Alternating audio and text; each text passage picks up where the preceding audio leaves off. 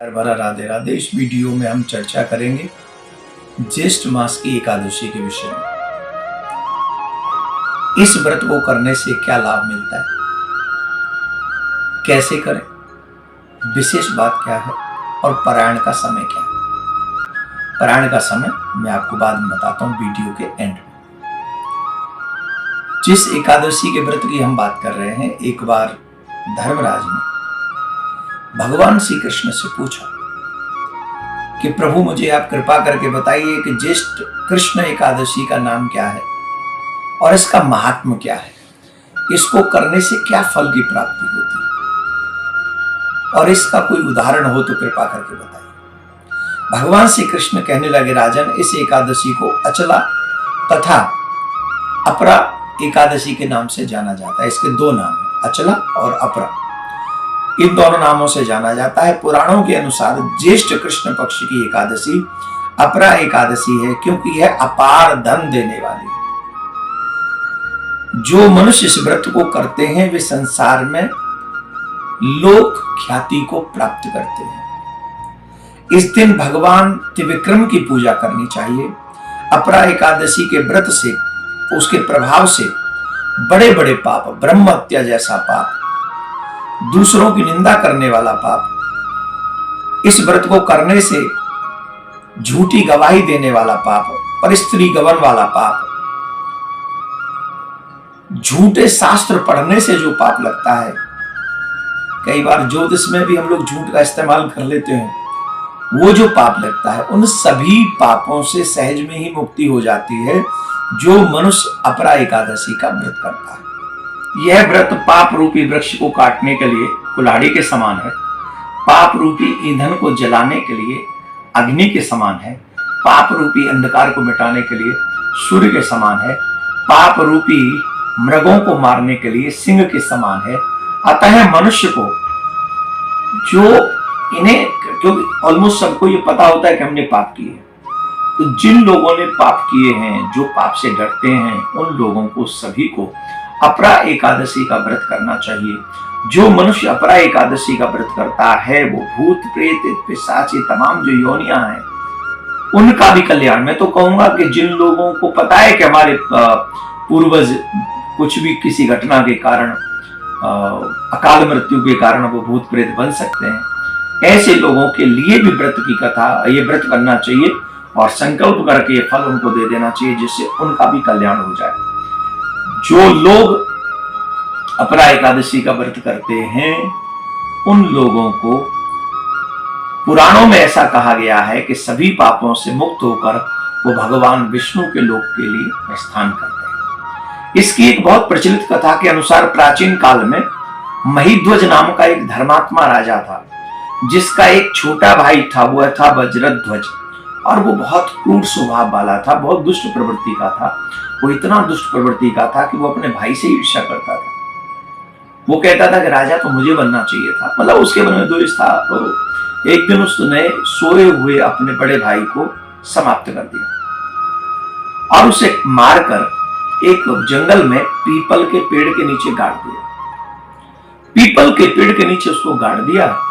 वो गड़ गया उसमें, तो वो चूंकि अकाल मृत्यु हुई थी उस राजा की, महिध्वज की, तो अकाल मृत्यु के कारण उसे प्रेत बनना पड़ा। वो वहां अकाल मृत्यु जब हो गई तो प्रेतात्मा के रूप में उसी पीपल पर वो रहने लगा और आने जाने वाले लोगों को वो डराने धमकाने लगा। आदि आदि क्रियाएं ऐसी होने लगी। तो एक बार वहां से अचानक धौम्य नामक ऋषि, बड़े तपस्वी ऋषि थे, वो जब वहां से निकले तो उन प्रेत ने फिर उनके साथ वही व्यवहार किया। तो ऋषि तो बड़े समझदार थे, पहुंचे हुए थे, तो वो समझ गए कि कुछ गड़बड़ है, तो वो सारा ध्यान लगाया तो समझ गए। तो उन्होंने स्वयं से ही उस प्रेत आत्मा के कल्याण के लिए ये अपरा एकादशी का व्रत किया और अपरा एकादशी का व्रत करके संकल्प करके उस प्रेत के लिए समर्पित कर दिया। इतना होते ही उसकी प्रेत योनि से मुक्ति हो गई और वह ऋषि को धन्यवाद देता हुआ दिव्य देह धारण करके पुष्पक विमान में बैठकर भगवान नारायण के धाम के लिए प्रस्थान किया।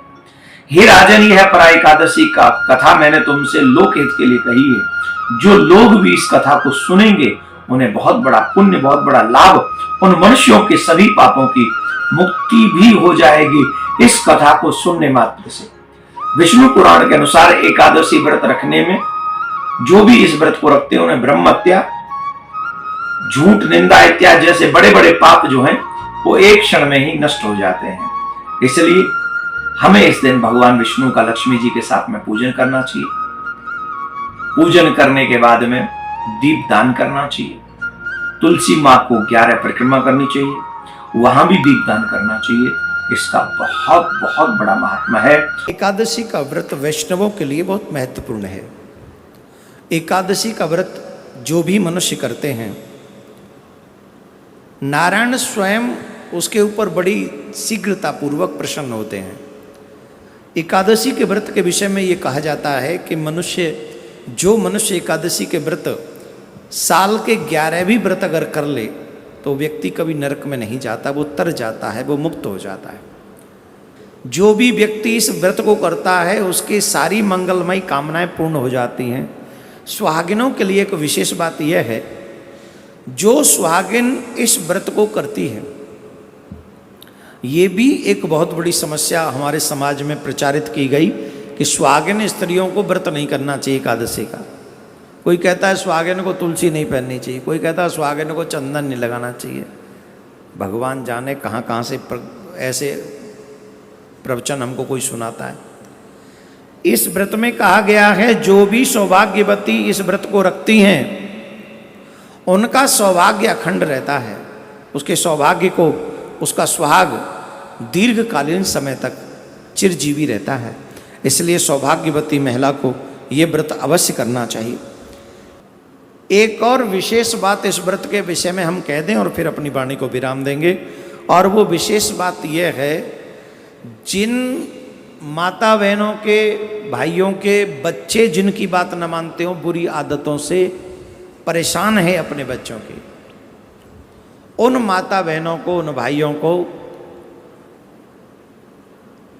कामदा एकादशी व्रत करते हुए पूजन करते समय भगवान से प्रार्थना करनी चाहिए। जो भी आपकी बच्ची की शिकायत है वो भगवान के चरणों में प्रकट करनी चाहिए। तो अगर आप ऐसी प्रार्थना भगवान से करेंगे तो जिन बच्चों में बुरी आदत है वो धीरे धीरे करके उन बुरी आदतों को त्याग देंगे और वो वैसे ही करने लगेंगे जैसा आप चाहते हैं।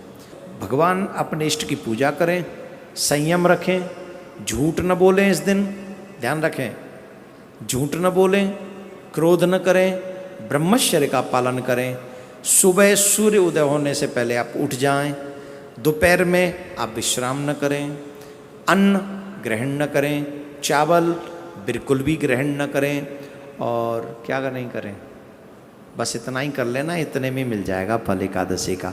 आप भी सुने, औरों को भी सुनाएं। आप सबका मंगलमय, भगवान आपका मंगल करे। राधे राधे।